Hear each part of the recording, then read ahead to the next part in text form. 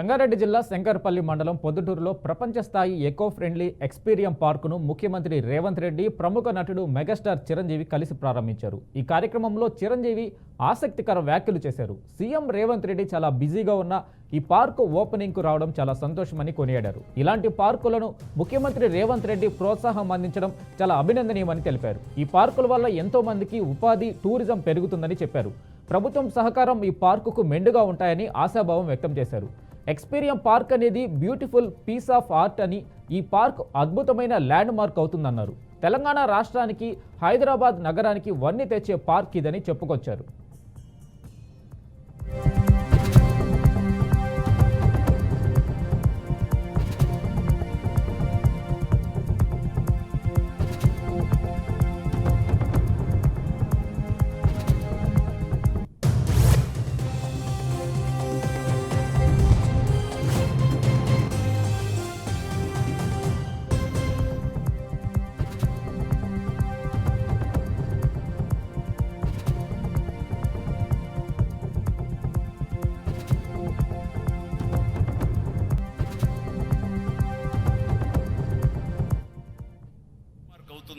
ఒక కళాకృతి అవుతుంది.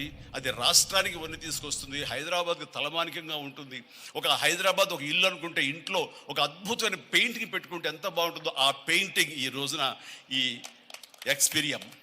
అట్లాగే ఇక్కడ వెడ్డింగ్ ప్లాన్ చేసుకోవచ్చు. వెడ్డింగ్స్ కానీ ఇతర రిసెప్షన్స్ కానివ్వండి, పలు ఈవెంట్స్, అలాగే ఐస్కి సంబంధించినటువంటి ఆ స్కేటింగ్ సంబంధించిన చేయాలని ఇలా ఎన్నెన్నో ప్లాన్స్ ఉన్నాయని అవన్నీ కూడా చేయగలడు. ఆ సామర్థ్యం ఉంది. అలాగే ప్రభుత్వం కూడా ఖచ్చితంగా సపోర్ట్ చేస్తారు.